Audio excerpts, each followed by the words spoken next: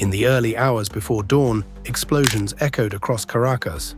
Residents woke to flashes in the sky, military movement in the streets, and a sudden realization that Venezuela had entered a moment that could redefine its future.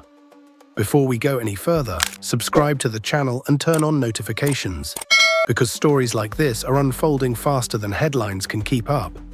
Within hours, US President Donald Trump confirmed what many initially believed was unthinkable.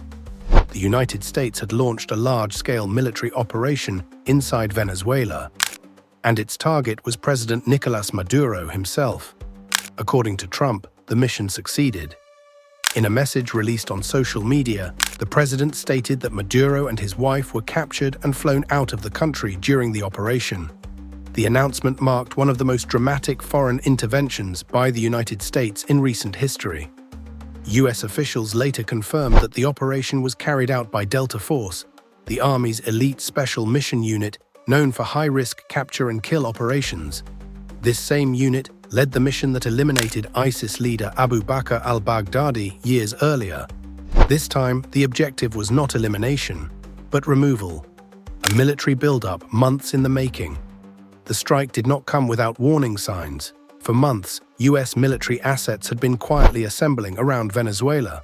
The USS Gerald R. Ford aircraft carrier was positioned in the Caribbean alongside multiple warships, surveillance aircraft, and special operations units. At the same time, the Trump administration intensified pressure on Caracas. US forces intercepted oil tankers, seized suspected narcotics shipments at sea, and destroyed dozens of boats alleged to be part of drug trafficking networks linked to Venezuela. Trump repeatedly accused Maduro of running a narco state and collaborating with criminal groups designated as terrorist organizations, accusations the Venezuelan government has consistently denied. Still, the buildup continued. On Christmas Eve, Trump issued a warning that many now view as foreshadowing.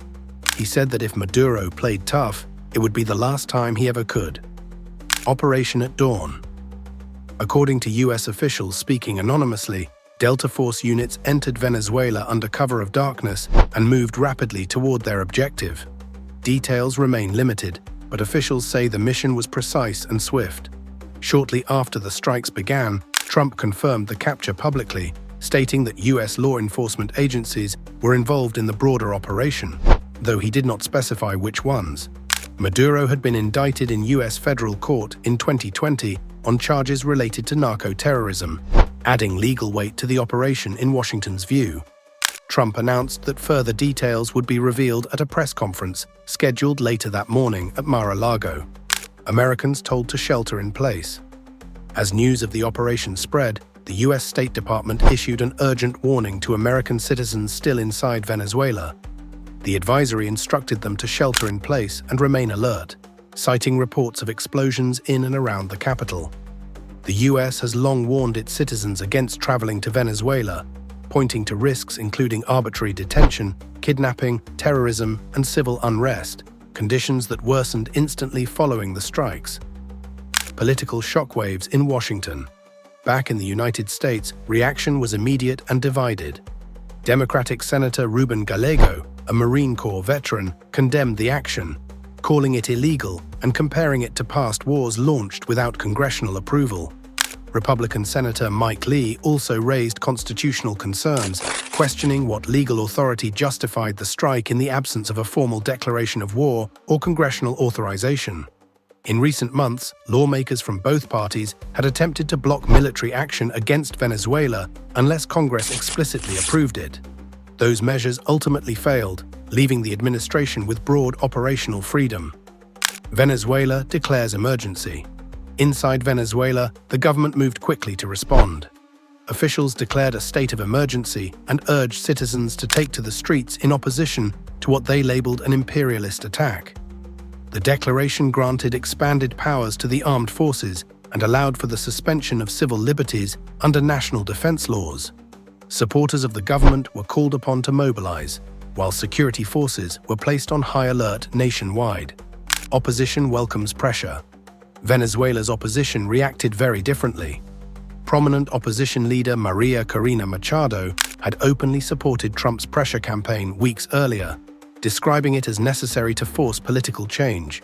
She praised Trump as a defender of freedom in the region and did not rule out welcoming direct U.S. military involvement if it accelerated Maduro's removal. Machado, who was barred from running in Venezuela's last presidential election, received the Nobel Peace Prize this year. She dedicated the award to Trump after leaving the country through a risky escape route. With Maduro now reportedly removed from power, Venezuela stands at a crossroads. Questions remain unanswered. Who will lead next? How will the military respond? And how will the international community react to one of the most dramatic regime change operations of the modern era? What is clear is this: the balance of power in Latin America has shifted overnight. If this breakdown helped you understand what just happened beyond the headlines, like the video and subscribe to the channel so you not miss the upcoming updates. We follow the stories that reshape global power, and this one is far from over.